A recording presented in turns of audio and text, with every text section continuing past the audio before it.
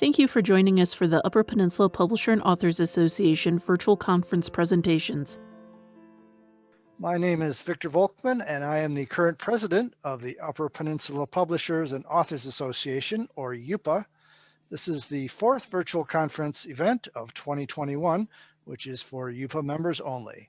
At the end of this evening's session, we're going to have a drawing for a door prize, which is a $50 gift certificate to Modern History Press. You'll be able to purchase any past edition of UP Reader, books by Carolyn Howard Johnson, Michael Clausen, or any of the other 250 titles you'll find on modernhistorypress.com. The only catch is you must be present to win. Now tonight we have on the line Katherine Pickett, who is the owner of POP Editorial Services, www.popediting.net, where she provides copy editing, proofreading, and developmental editing to authors and publishers across the country. She is also the author of the award-winning book, Perfect Bound: How to Navigate the Book Publishing Process Like a Pro. Now in its second edition, the booklet, Freelancing as a Business, 7 Steps to Take Before Launch Day, and many other books. Her articles have appeared on Publishing Perspectives, janetfriedman.com, Writer Beware, the IBPA Independent, we are a sister organization of ours, and elsewhere in print and around the web. Katherine is a member of the Independent Book Publishers Association and past president of the Montgomery chapter of the Maryland Writers Association. She calls Silver Spring, Maryland her home. Well, thank you for coming on, Katherine. Thank you so much for having me. I'm very happy to be here and excited to be presenting on this topic again. This is, so we're talking about navigating the book publishing process. And this workshop is actually one of two that spawned the book that I wrote and then have revised and published. And so it's kind of getting back to my roots. This is really great overview of what it takes to make a high quality book. So that's it in a nutshell. I do have some slides. I think I'll go ahead and share my screen. I find it easier as an attendee when there are some slides to look at. So I'm gonna share my screen, and sorry, it makes me,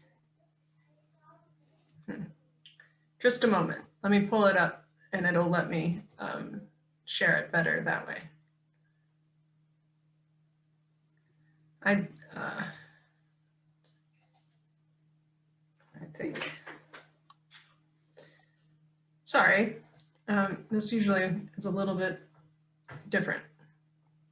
I'm turning on some sharing settings that might help. Okay. Try again, please. I'm sorry. Sorry. Here it is. Great. Okay. Get that into the proper format. And here we go. So yes, navigate the book publishing process like a pro. I'm Katherine Pickett, the owner of POP Editorial Services. And we're going to start with the production process, a nice overview of the steps to producing a book.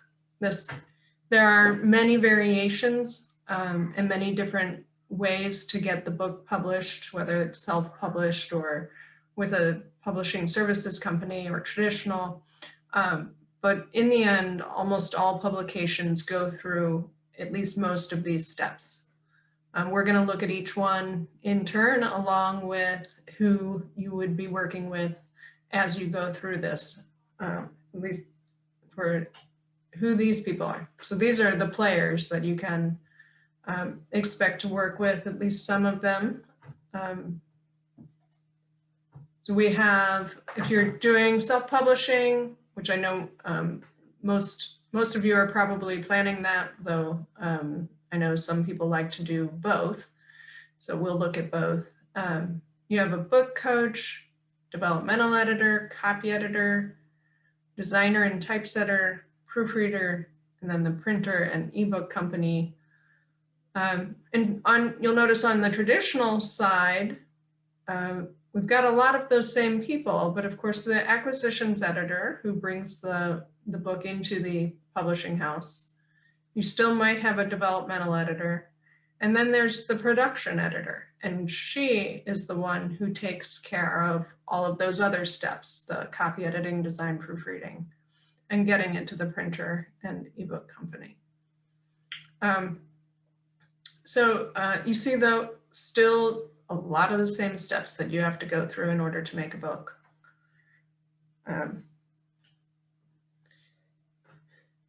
Some keys to success. By the way, before I move on, if you have your screen set to speaker view, you should be able to see me as well as my screen. So that might help you. Let's see. Keys to your success when working with other people, for your team that you've put together to publish the book. Okay, take a collaborative approach. What I mean is realize that everybody's working towards the same goal. Everybody wants you to end up with a really great product at the end, because that is for them a success also, and it's fun. So remember that everybody's trying to work towards the same goal. Have an open dialogue. If there are concerns, be sure to mention them. Don't just sit on them and let it fester. Be sure that you're willing to say when something isn't going the way you want it to. Compiling your questions as a freelancer myself, it is very helpful if you can keep things, when you email, when you call, stay on point, so that there was something that we used to say when I worked in-house, which was, did you want me to edit your book or do you want to talk on the phone? So kind of remember that, time is valuable. And then a very practical step of learning to use track changes in Microsoft Word. So track changes is a way that you can see what the editor has changed in your manuscript. If you're not familiar with this, please go on the internet, on YouTube, and find a video to help you, because there are many, and they are, they walk you through it, 5 minutes to show you how to do it.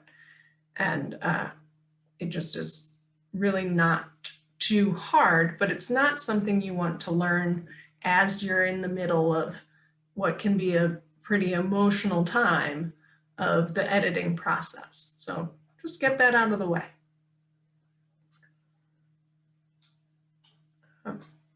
So the first part of our production process is the manuscript development stage. With manuscript development, it's the people that you'd be working with. It could be any of a number of people. And if you're self-publishing, you really get to choose who you're working with. Do you want a book coach? And I'll tell you a little bit more specifically what that person does. Or do you need development? You want beta readers? If you're doing traditional publishing, then and you're doing nonfiction, then that acquisitions editor would be helping you, and possibly an in-house developmental editor. This is the point where everything is on the table. Everything could be changing. And you're doing your research, you're filling in your outline. If you're writing fiction, you're still doing your research, crafting your narrative arc, doing all of those things, maybe cutting a character or enhancing a character. All of that is going on at this stage. So this would be the longest stage of the process. Okay.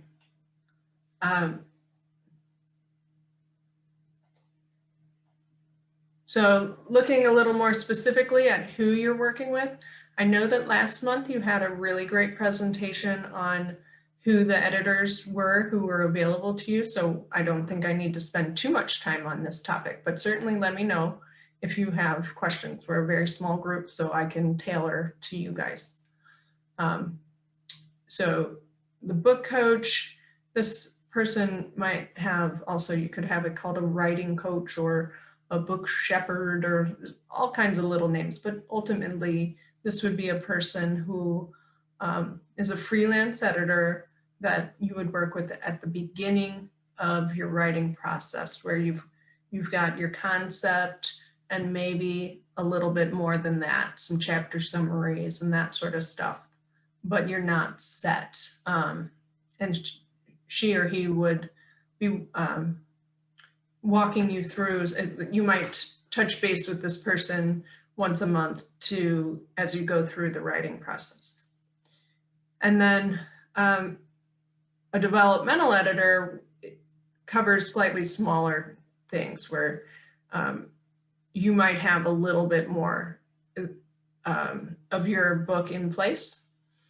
And the relationship is really what's different, because with a developmental editor, it's much more likely that you're handing off the manuscript, she does her work, she sends it back to you. With a book coach, there's much more back and forth. You might even meet in person, which is pretty unusual these days, well, these days, yes, but even pre-pandemic, freelance editors and their authors don't often meet. I've probably met just a handful of the authors that I've worked with. Yeah, so the developmental editor is going to be someone who helps you get your manuscript into a complete arc, ready to go into copy editing. Okay. So now I'm not sure if is anybody looking into traditional publishing? I can't quite see everybody here, but I see at least one hand. Okay, so I will go through with this. Because I think this is good information anyway, even if you aren't, because specifically there is a bit of a myth, I think, about acquisitions editors, that they are looking for any reason to quash your book. They're not really nice people, or maybe they're not even human. There seems to be just a lot of myths around who these people are. And trust me, they are human. They are interested in finding a really good book. They're not interested in just anything. They want somebody who's professional and understands publishing. That makes their job a lot easier. But one thing that I think, if anything, I want you to take away from this slide is that this person advocates for your project with the editorial board. She is putting her reputation on the line because she has evaluated your book and said, I think that this book can sell. I can get it in shape and make it really good. And people are going to buy it, and buy it by the thousands, right? So that's an important thing to remember. This person would also, they would negotiate the contract with you, help you make the book what they consider marketable. This is where some of the tension comes in, where what is marketable, and is the marketable thing your vision for the book? Are you flexible on that?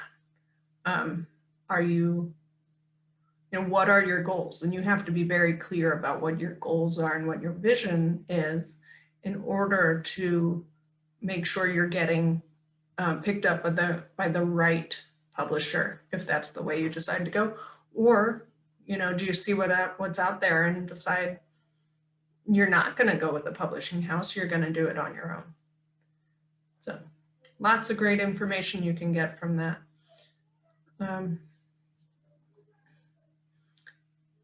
not going to talk about proposals at all, but if you My book does have some information about that. So if you wanted more information about that, there's my book and many other resources as well.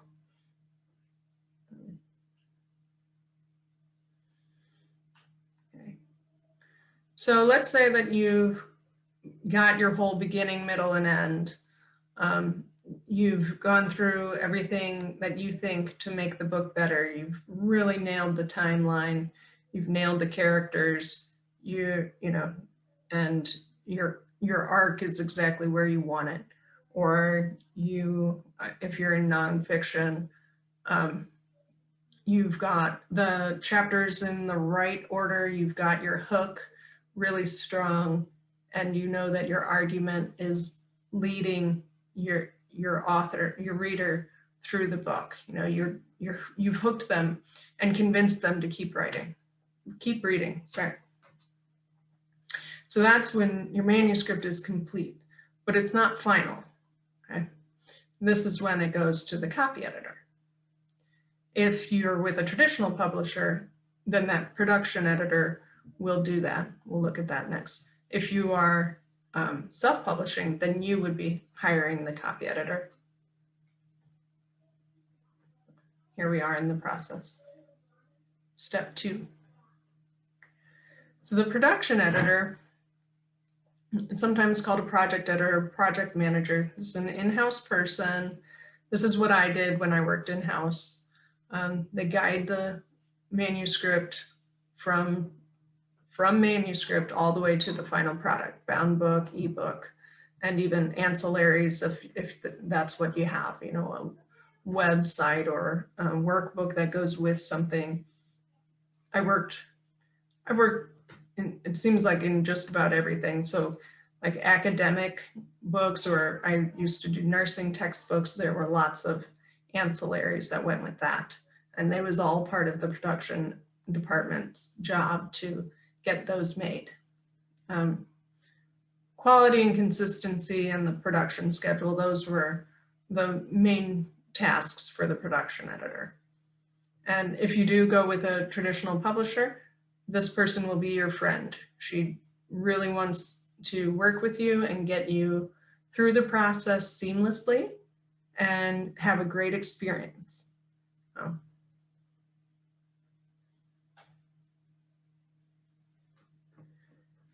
Okay, any questions before I go on? I realize I've going a little quick. Anyone? Looks like we're pretty good. Okay. All right. So copy editing and author review. This part can also be emotional. I mentioned that editing can be an emotional time. I strongly recommend getting the right editor for you.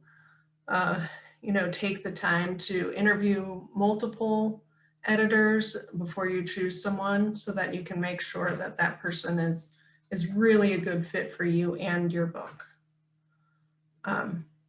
The copy editor will make corrections and ask questions when there is something that she doesn't understand. Then after the copy editor has done her whole deal, she sends you the manuscript back again, and you review the editing and answer all of those questions. Queries is just the word that publishing houses use for questions. I don't know why, maybe because it's shorter. So then there's somebody who needs to finalize the manuscript. We'll look a little bit more closely at each aspect of that. Okay. So what's the copy editor really doing? Finer details in comparison to a developmental editor, looking at the line level of grammar, punctuation, but also consistency, also flow and word choice, making sure that this is, that the writing part of it is getting there, not just the story, not just the argument, but the writing is really good and tight. And then, there might be some reorganizing and some rewriting or reworking. you want it to be pretty small and isolated, but definitely this could be an issue of, well, I've had an issue of, half of a chapter being moved or sections moving because it made more sense, but you kind of want it to be a little bit narrower than that. You'd like to be closer to final than that. I have an estimate of 3 to 6 weeks for how long this takes. If your book is 200 or 250 pages, 3 weeks is probably all right. But if you're looking at, you've got a 90,000 word fantasy, it's probably going to be closer to 6 weeks for getting it done. So here, if you're self-publishing, you would be hiring this person. And if you are in a traditional publishing house, this would be taken care of for you. The hiring would be, but this part would still come to you, because even with a traditional publisher, you get to review the copy editing. This, with a traditional publisher, will be probably your last chance to make major changes. If you're self-publishing, it's all on you. You get to decide, right? So the copy editor will send you this marked up thing, this manuscript, a Word file, probably come over email, and hopefully that track changes that I mentioned, that you've gone and learned how to use Microsoft Word's track changes function so that you're not scared when you open up the file and see all of this underlining and cross throughs and all of this stuff. Because it can be messy in there, of course, but you'll look through what they've done, try to see all of the changes that they've made, decide if you like them or don't like them. It's okay to disagree. If you do disagree, it's really great if you can come up with a third solution rather than just reverting to your original. Because often if the copy editor has found a problem with it, other readers will also. So you answer the queries as completely as possible. Try not to skip any. That just makes everything go a lot faster and smoother if you are thorough on your end. For self-publishers, sometimes you take the manuscript and keep it at this point and move on to the next stage. And other times you would return the manuscript to the copy editor. And you would do that for this reason.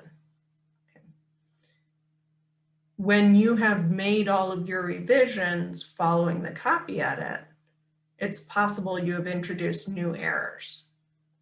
So if you have your copy editor go through it after you and make sure that you have answered those questions completely, you have not introduced new errors, and then they can finalize the manuscript for you, that can be very helpful. The production editor would do that for you if that's if you're with a traditional press. But if you're self-publishing, I do recommend having someone else review your revisions after copy editing. For me as a freelancer, I really like to be able to do that because it helps me ensure the quality of my work. Because if you introduce errors after I've made it beautiful, then it makes it hard for me to say, oh, I did that book.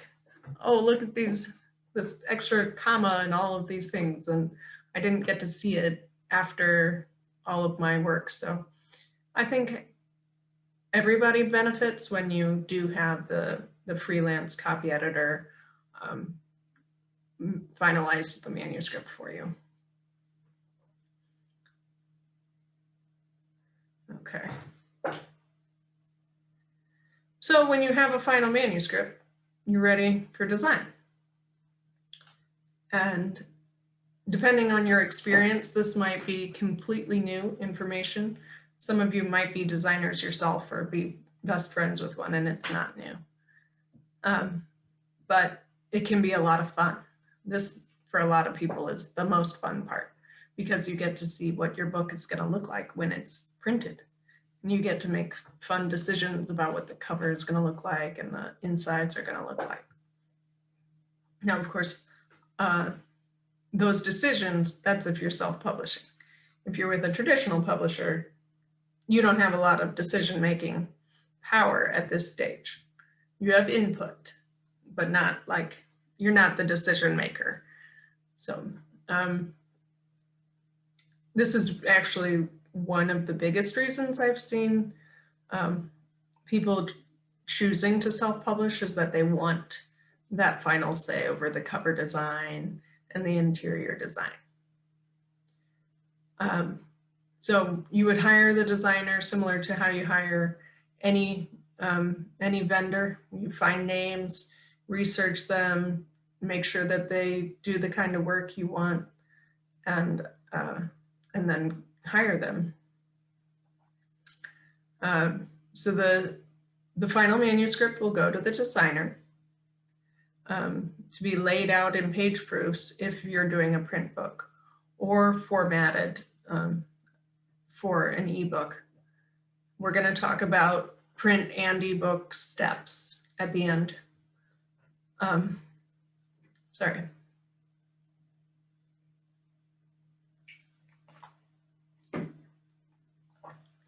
But once the designer has created page proofs, these are pieces of paper that look like the book. Once you have received those, you and the proofreader would look at them and look at them for errors.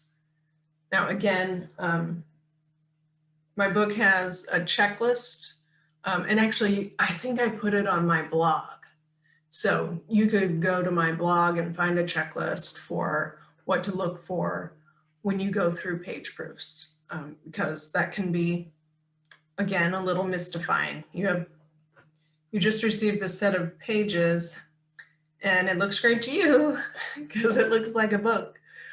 But if you look with a little bit more information, more knowledgeable, you know what to look for, then you can actually contribute to improving the book at that point.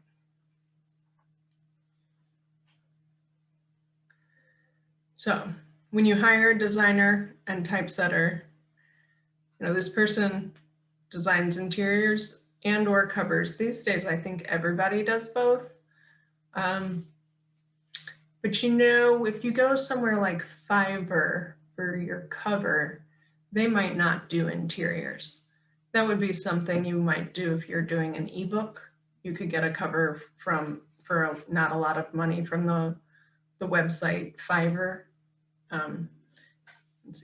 Are you guys familiar with Fiverr or Reedsy or any of those? No? Okay, I'm saying no. So there are a few websites where you can go and check out the portfolios of various editorial service providers. So Reedsy focuses a lot on editing, but I think they also have designers. The website Fiverr started as more of a design focus, but they might have editors on there now too. So in both cases, you can get a custom cover for not a lot of money. And actually, I have a list of resources for you guys that I'll put in the chat at the end. And it has Fiverr and I think Reedsy on there too. And they're good, but you have to be careful and make sure you're vetting the vendors just as well as you would anybody.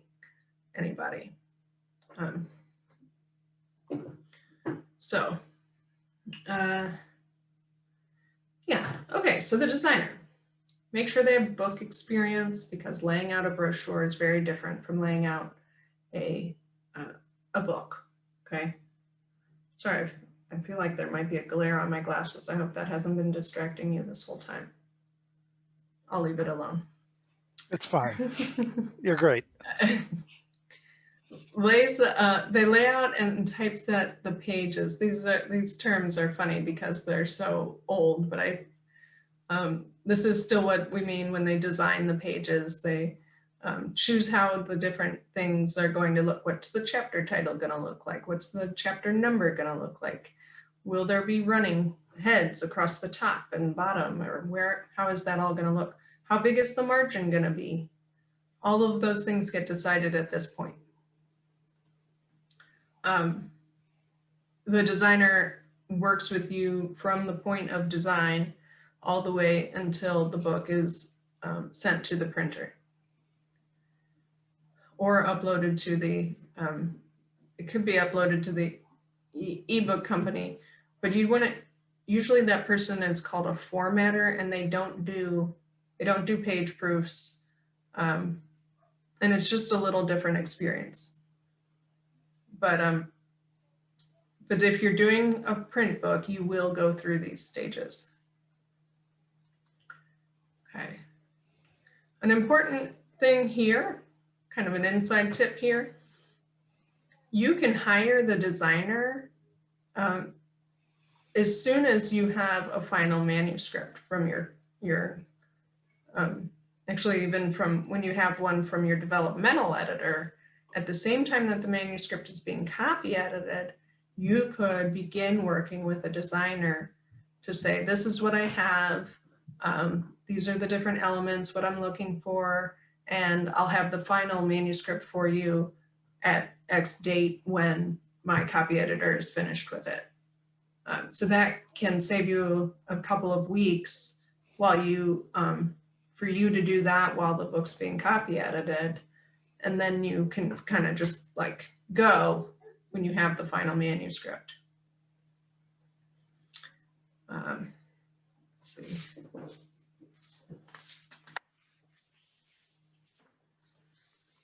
Just checking out my notes, make sure I've said what I wanted to say.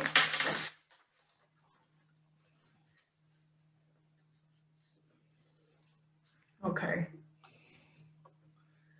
So we're already getting into, let's see, I think this is in the wrong spot, because first we have to go through proofreading.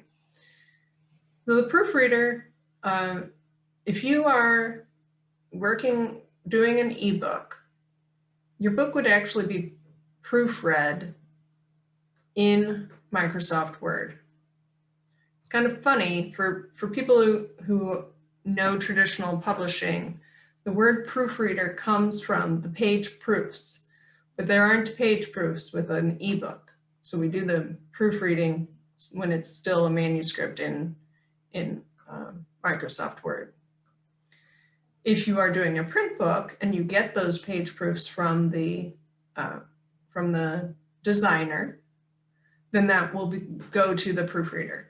But in the traditional publishing route, this would be handled by the production editor. As you see, if you go traditional, it's a lot like what you get from a publishing services company, where you just hand it over to somebody and say, you do it. And you can check in with me to get my input on things, but I really want you to be the one to handle it. Okay, that's why people like publishing services companies. It's one of the biggest benefits of a traditional publisher. You don't have to know how to do any of this, but it's also fun to learn new things. And that's why self-publishing can be so rewarding. Let's see, the most important thing about the proofreader, this needs to be very small things, and there should not be any rewriting at this point. You really want to have it very fine-tuned. Some people say, why do I need a proofreader if I've already got a copy editor? And that's because copy editors make mistakes. There are times when something gets past you, or something changes, the rule changed and you didn't know it, or you have a weak spot for comma splices or something, any of those things.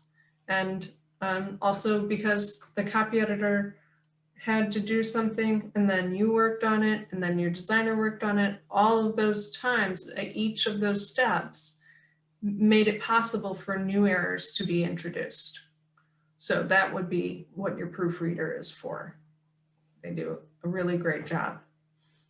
And it can save you a lot of money, because if you publish the book without having it proofread, and then you discover that there were a lot of errors that didn't get caught and you have to go back, then you have bad reviews on Amazon, and you have, if you've printed books, did you print books with a bunch of errors? That's money.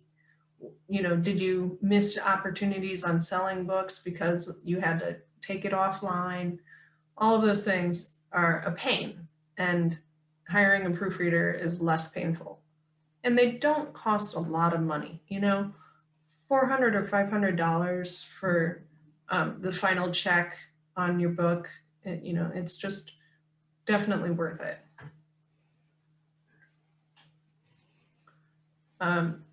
Yes, okay, so this is where that other slide was supposed to be. Here we are at our revised pages, and everything's going to be finalized and go off to the printer. So let me stop again and ask for questions, because again, we have covered a lot. So what else? Is there anything? Is this all making a lot of sense about how things get done and why it's important? Okay, I got a thumbs up. So I'll keep going. Thanks. Okay, so revised proofs. You had that proofreader and she found errors. Surprise. So now you have to get those errors corrected. And that would happen with your designer. She would go through and input those changes into the file. So everything would probably be done on PDF. I mean, it's super rare to do anything on paper.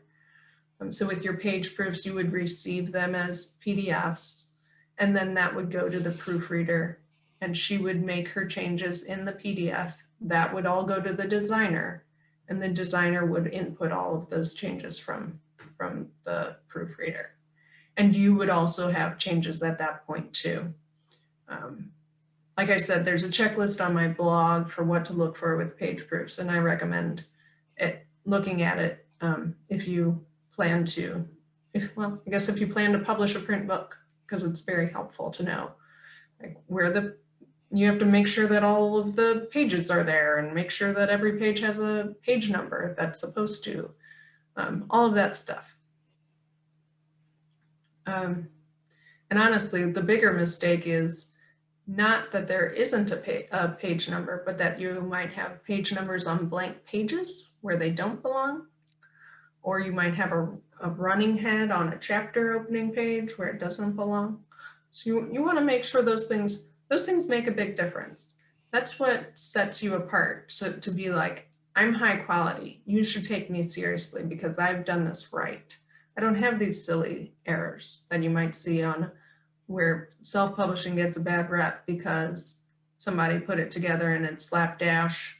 You know, those details really make a difference.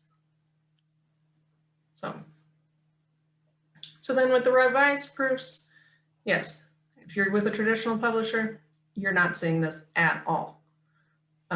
They won't even tell you about it unless there's some big thing came up. But there might be multiple rounds of changes. You might find more and more things, you know, hopefully not, but sometimes you're like, oh my gosh, I can't believe I've missed it this whole time. You know, and those little things that you want to fix. And as a self-publisher, you can do that all day long. You could do it all year long. What you might want, though, is to set a timer, a time limit, you know, and be like, okay, I've got to stop fiddling with this and let it go. And now we're going. Because some authors do have a tendency to just want to make changes forever. And you just eventually have to, you know, go for it. So, yeah, and you can always make changes at the next round if you have to, if they're small, you know, it's not like you can't go back. You just want to make sure that anything obvious is there and you've done your very, very best. Okay. And then, so to say the final files are uploaded to the printer website, there are different printers, and actually I think that's next. No, but we will get to it. So a printer will have a place for you to upload your files, and then you will move into the printing part from there. And like I said, well, we're coming to that.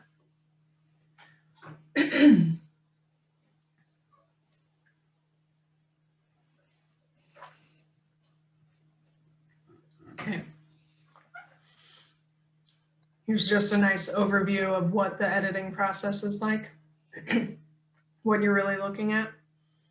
So big changes at the start.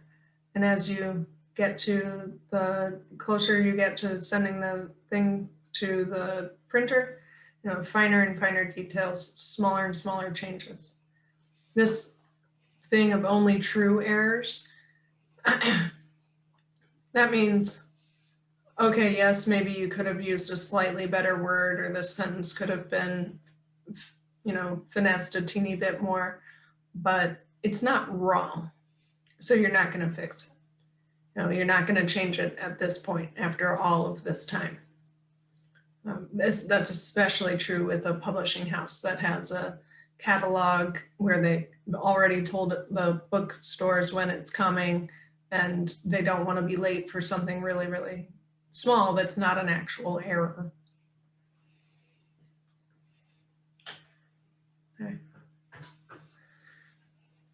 So how do you make an ebook? It's not that hard. In fact, it's almost too easy, because you could go and upload any old thing and get an ebook out of it. And you've got kind of a crummy book that doesn't look very good, and then nobody buys it. But you're not going to do that, because you're here, which means you care about making it a good book and actually going through all of the steps to make it a good book. So what happens? Okay. You prepare the manuscript file according to the specs from the ebook company. Okay. Each company has its own requirements, and they're very similar, but they're not always the same. Because of that, there are companies where you can just do them, and they will distribute it to Amazon and Barnes & Noble and these other places. But what happens is the manuscript is prepared, you load it up onto the website, you know, fill out some metadata like what's the title, author, edition, you put in some marketing copy so that people know what the book's about. And then you have to run a test, definitely run tests to make sure that it's working properly. Then you have your ebook, and it's really cool. And you can look and read it and sell it, and it didn't cost you anything to produce it for that actual part. All of the editing and formatting costs you some money, but you don't have to pay for the printing part. You don't have to pay for inventory or any of that. So it's really cool. It's also a lot of fun, and you only have to have a front cover, and you don't even have to have an ISBN if you don't want one. We didn't even talk about that because it's kind of nitty gritty. But yeah, So this is why I wrote the book, because there are all these little details that I could go on and on about, and I'm not going to. But the information is available to you, and my blog has a lot of it, and the book has more, and Jane Friedman has a ton. So you can get answers to these questions. And of course, I'm happy to talk to you also tonight about it. Anyway, I listed some of the companies that are the most common. Smashwords was the original company. and they did it for a long time, but they didn't quite update the way these other companies came in and did things a little differently. And so they've made Smashwords, well, just not as popular. Draft to Digital is a newish let's see, the first time I heard about them, and they were probably 5 years old by then, but the first time I heard about them was 2014. So they're getting at least 10 years old, but they're a really good company. They're easy to work with. They distribute to Amazon and to Barnes & Noble. KDP is the company that is Amazon's ebook company, Kindle Direct Publishing. And in the past, I would have said, don't do it, they're a pain, but they've improved a lot. Their customer service has gotten really good. And so even though Amazon is a behemoth, it's hard not to go that way. Yeah, so these are other companies that you can look up if you're interested. So with printing, if you have a print book and you're self-publishing, you have some decisions to make. Okay? These are the three kind of big categories. You have your digital printer, your offset printer, and print on demand. Okay. The digital printer, they are like a giant Xerox machine, and they do usually paperback, though you might be able to get hard copy now, like hardcover, I mean to say.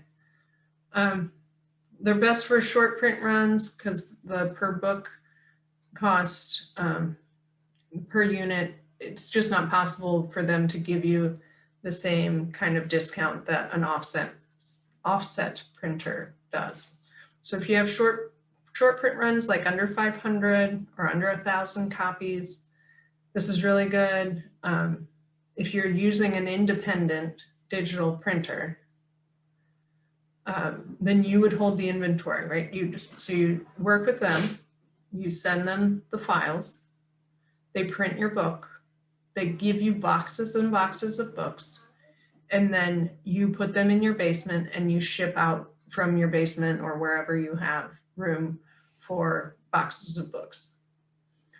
That's a really good way to do it if you don't have a ton, if you're not planning to print a ton of books and you don't mind paying for shipping your books. Also, if you want to avoid a print on demand company for any reason, this is a good way to go. You can get a more personal experience working with an independent printer, and that can be very important for some people. Offset printers, I don't know why I keep saying offset. I've never said that before. Offset printers, they're good for large print runs. And I actually just read this article when I was preparing this from Joel Friedlander talking about how he thought self-publishing was going to move to offset printers. Because if you want to make money as a self-publisher, you need to print your books at the cheapest cost, and that would mean an offset printer. The per unit cost from an offset printer is lower than with a digital printer. So if you're thinking you want to make a lot of money and you want to sell at least 5,000 copies, and you have a plan for that, and you can do it, and you're all in, then you'd go to an offset printer, and then probably either you would hold the inventory, or more likely you would get a distributor. We're going to talk about that next. These are a few offset printers. McNaughton & Gunn is a great company. I worked with them once, and it then had,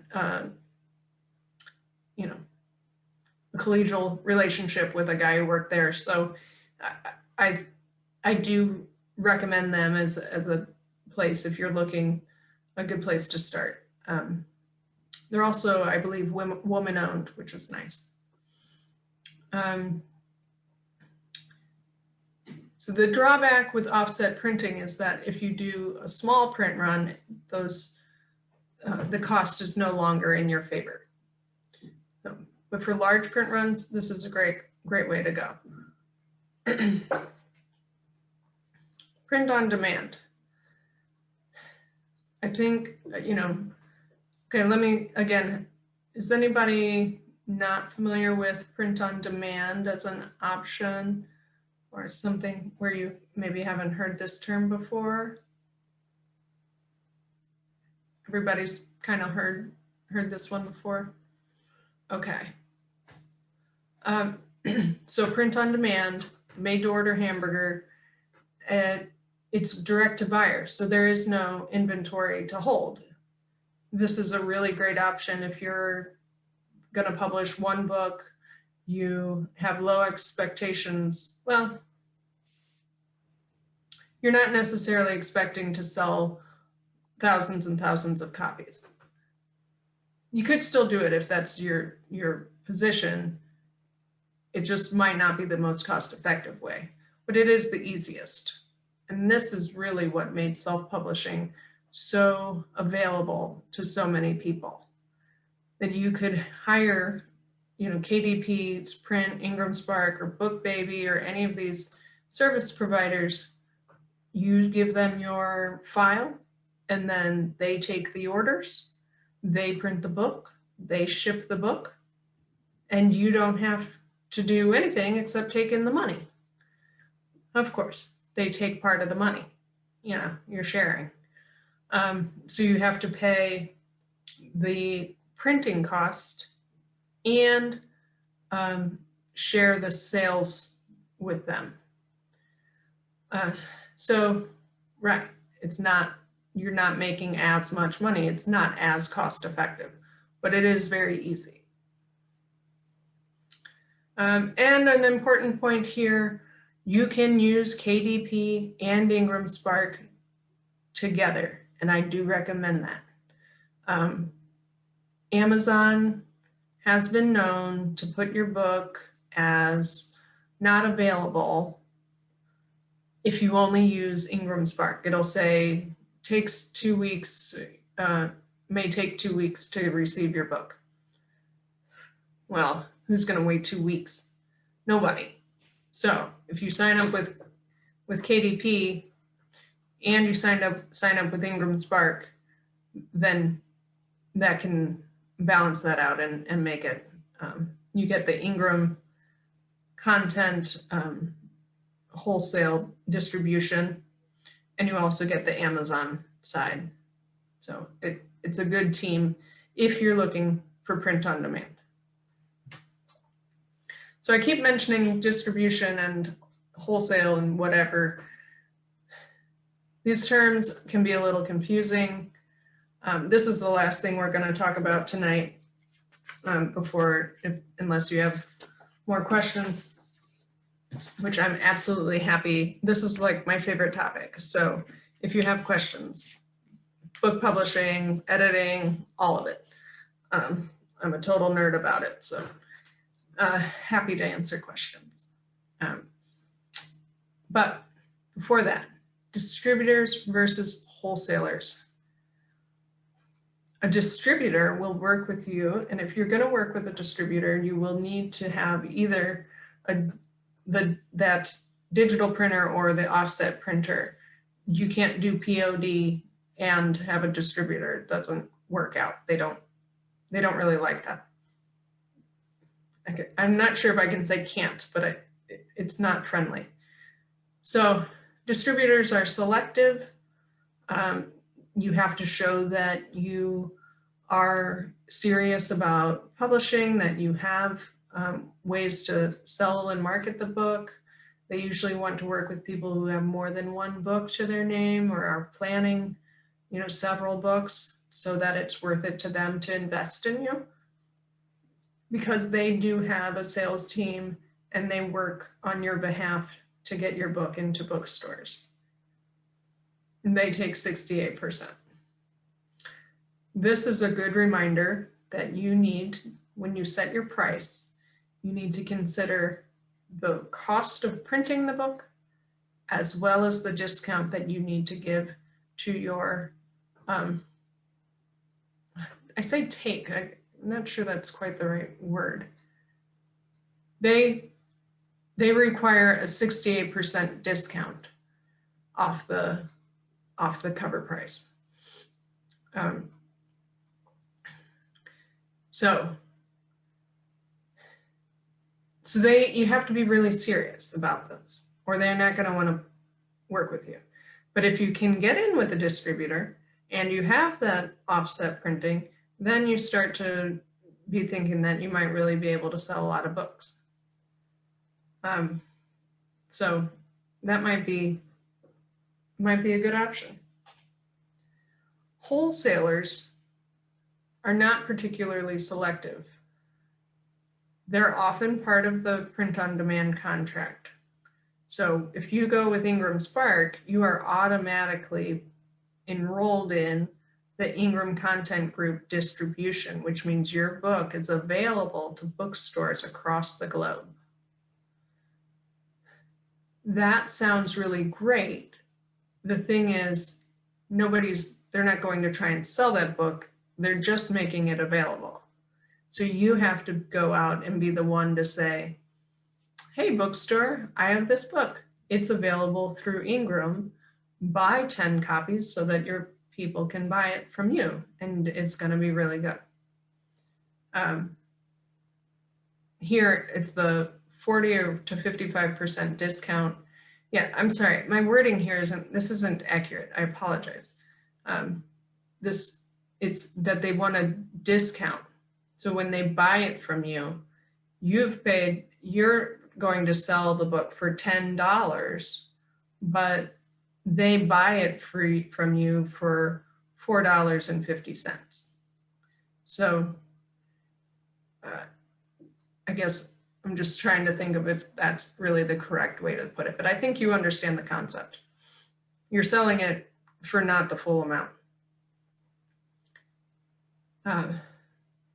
So these are two options for how to get your book out there.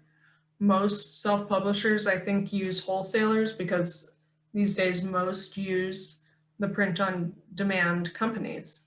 KDP and Ingram Spark are the biggest, and then there are the others who also are available to you. BookBaby being probably the next biggest one. Yeah, but if you can get a distributor, if you really have intentions to be setting up yourself as an independent publisher and not just an author with one book, then distributors start to make a lot of sense. Like for me, I am someone with one book, and so getting a distributor wasn't really an option. For me, using KDP and Ingram Spark was the way to go. It filled my needs. But this is a place where you need to think about what your goals are and what is actually achievable for you and make that decision from there. So this is really the end of the line for the production, because now you've taken that book, you had a silly manuscript that was all crazy to begin with, and then you went through all of this editing, you went through design or formatting, you got yourself an ebook, you got yourself print book and just distribution, and now it's out in the world. And that's it. The marketing, hopefully you've been doing that piece all along behind the scenes, but this is it. Now you're a published author. Congratulations. So this is me. If you want, you can take a quick screenshot. That's my book. And that's available on Amazon or through my website, Barnes & Noble, a couple other places. But if I know you might just want to take a quick screenshot, and then you'll have my contact information. There's my email, and you're welcome to email me. And the POP newsletter, that's my blog, where I've got lots and lots of articles on there with some good resources. And then, and yes, I also have a newsletter, an email newsletter that you are welcome to sign up for, and that's available through my website. If you go on my website, it's like the first thing, so you can go in there and sign up if you'd like. I only send one out once a month, and it's got resources in it. I usually share a little information about a specific topic and then go from there. But I'm going to assume you've all got this screenshot or wrote it down or whatever, so I'm going to stop sharing. And now we can just chat and like look at each other and talk if you guys want to. I've got a quick comment in regards to distributors. You really need to have a gold-plated, rock-solid marketing plan for them to work with you. I mean, they want to know, how big is your print run? What are the concrete steps you're going to take to reach your audience? You know, what's your platform? Whereas with the wholesalers, they're like, we'll give it a shot. Yeah, that's exactly right. Yeah, the distributors are very selective. So, good point. I have a comment. I enjoyed listening to you because I've done, self-publishing and, hired the editors and all of that stuff. And now I'm actually putting out a book through Victor's company. So I've gone the traditional route, and it's been interesting hearing you and thinking about what I've been through in the editing process with Victor, who's been excellent, by the way. Victor, big thumbs up. Thank you.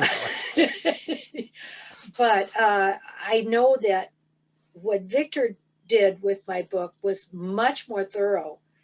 He and the editor, they caught stuff that I would never have seen. And so, yeah, it makes a difference. Yeah, it does.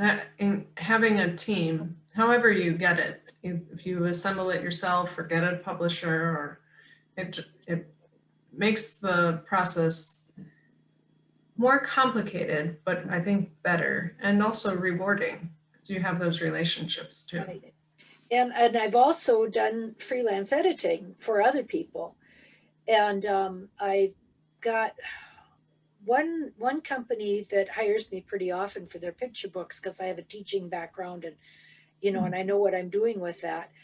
And so I've seen some of that process too. I probably do 4 projects a year for that. They're a small company, and it's fine. I mean, I'm almost 70. I'm not looking for a lot more work in my life. I'm looking to have a nice time and do a lot less work. But yeah, so I was thinking about all my different experiences as you were presenting, and got some new insights. Oh, great. Glad to hear it. So how about others? Have you done book publishing? Have you already published a book, or you have? So Eric, I see you shaking your head. Are you planning to publish, or are you just here kind of to take a peek and see what's up? So my daughter, who's 31 and disabled, wrote a book, and we're in the process of getting it edited, branding, who these people know, and then getting it. It's aimed for, it's a children's book talking about, how she's overcome the difficulties of growing up with a disability and the bullying and the naysayers and that. Her actual first class at Northern Michigan University was ballet, and she's in a wheelchair. Wow. And unknown to us, it was the first time they took a person with a disability into their ballet class, and we didn't know it. I mean, they never blinked an eye from day one. They said, sure, sign up. And then only afterwards did we find out, behind the scenes, they were, how are we going to do this, make it an experience for Dorothy and not take away from the other students. But Dorothy, most of her life going to school, she was always told to sit in the corner and don't get hurt. So at best, she was an audience, if not sent off to the to the library or something. But so together we're trying, we're learning our way through this. And then NMU is part of it because it's such a good story about NMU and their that we've actually made a little film on it. NMU actually made a little film on it. You can find it on their website. And I have a nonprofit that I started just as a side note there. My nonprofit is to end the shortage of in-home caregivers, the people that help our elderly, disabled, and medically fragile, because it's when we began to look for caregivers, it just sickened me and how dysfunctional this whole system and process is at the point of delivery. The companies that fail to deliver and caregivers that fail to show up. There's no training. In fact, there's no training required to be a caregiver. Yeah. Tomorrow morning, you can be in someone's home with not even knowing their name. Anyway, that's a side shoot. So that's what I'm trying to do with my daughter, is bring her book out. And, you know, there's a fair number of people already interested in reading it. And it's done in the form of the characters are animals, but it's set on the NMU campus, and it talks about her childhood and how she got to the courage to actually, you know, go to school, to a university, because high school, just as a side note, the worst bully she's ever had in her life was a 53-year-old student aide that was paid to be there to help disabled children. And this person was just true evil, the way she picked on children with disabilities and that, when she was paid to be there to help children with disabilities. You're gonna bring a tear to my eye. We better Yeah, move on. and I don't mean to do that.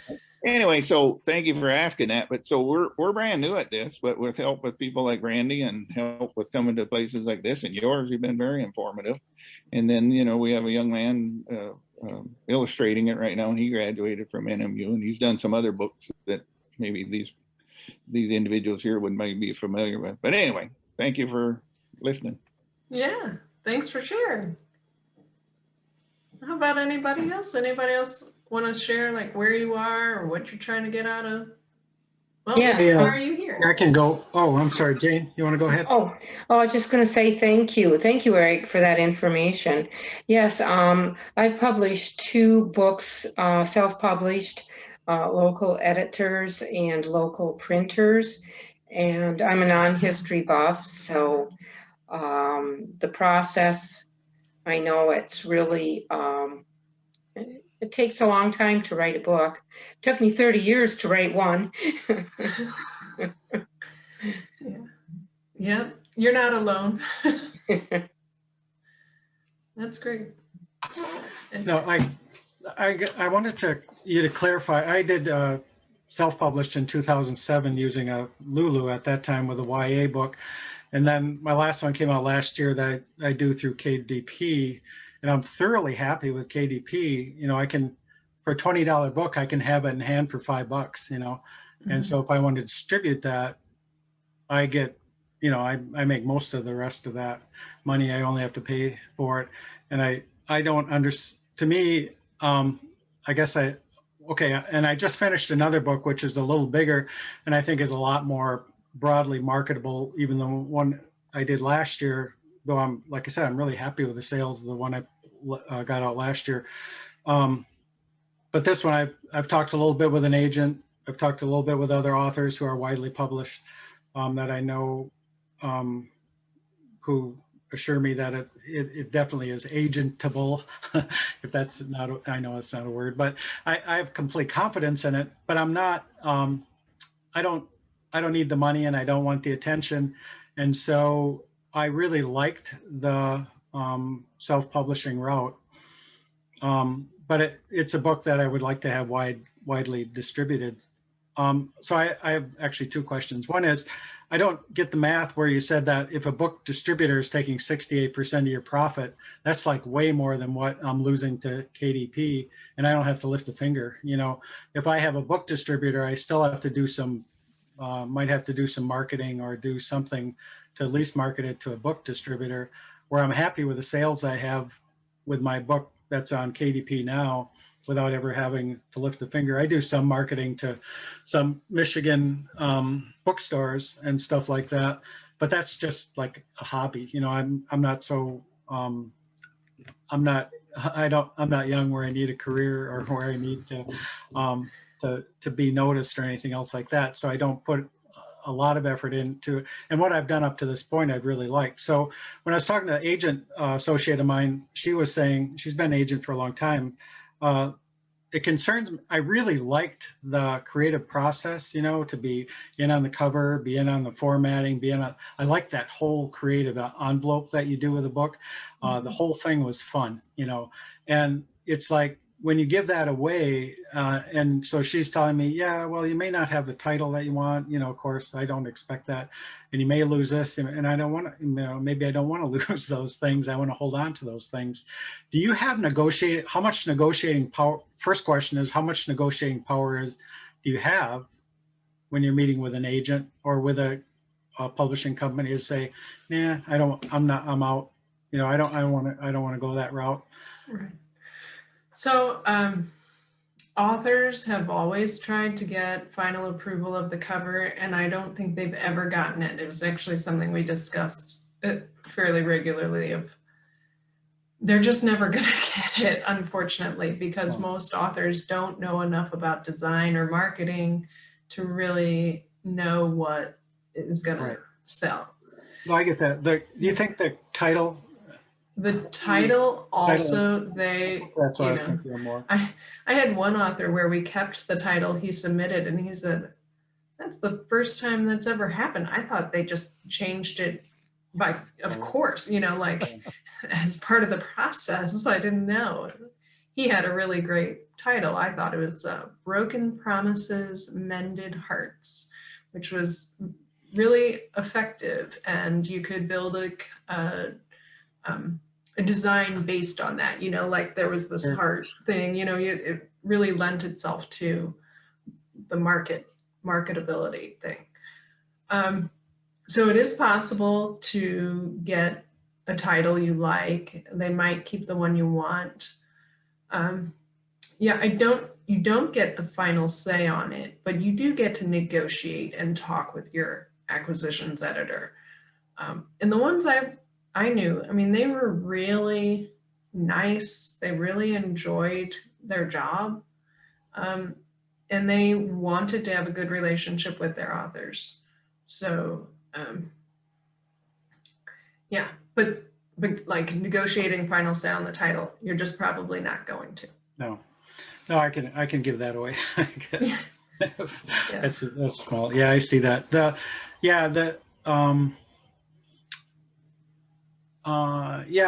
think I think I'm just a little confused on the book, because to me, like, KDP is so profitable to me, and I always get people that always say, yeah, but you got to give them 60%, and it's just like 60% seems like such a trifling compared to how much time I see indie publishers put into marketing, you know, and I can sell books on KDP, like I said, without lifting a finger. And yeah, well, so not everybody. Time is important to me. You know, my time is important. I'd rather be writing, you know. Yeah. The thing is that not everybody can sell books through KDP without lifting a finger. Most people need to be doing something to generate those sales. And if you're going to be out and about selling your book already, then doing it in a way where you don't have to share as much of the profit is better. And so I was surprised actually to see that from Joel Friedlander. If you guys don't know him, he's really great, been around for a long time, and his website has so many resources. Like, my one fault with him is that he has so many resources that it's hard to drill down to what's really important. But if you print enough books, then I think, you know, with an offset printer, you can get it down to like $2.50 per book. And then that starts to be like pretty, you know, that's a big deal. So I don't understand it quite well enough to talk much more about it, unfortunately. Like to say exactly how, but I think it's just a matter of volume. How much can you really sell? Yeah. I have been very happy with KDP also, and actually, you know, like somewhat to my dismay, I wanted to hate them, and they actually, like, when you have a problem, you can go into the customer service and say, call me, and they'll call you. Mhm. And so you don't have to wait around for, you know, wait on hold. It's a really nice innovation. So Yeah. I'm glad to hear that you're selling well. I mean, that's really great. And it's nice to be able to I fully support like sending out query letters and finding out if that's what, you know, is anybody interested, and see what your options are before you make the decision. Yeah, that's good advice. Yeah, thank you. Thank Yeah, you. I'll just pick up one tiny piece there, Craig talking. I think, you know, sort of asking the question, what do you get for your 68%? I mean, there's really only a handful of top tier distributors. You've got Greenleaf, Publishers Group West, and a couple others. And if you want your book on the front table at Barnes and Noble store, you got to go through these guys. I mean, maybe that's not a goal that you're trying to hit, but to work with chain stores, you got to go through distributors. Yeah, that's a really good point about the placement also of the book, not just getting the book in the bookstore at the back of the book of the store. But yeah, that's a good point.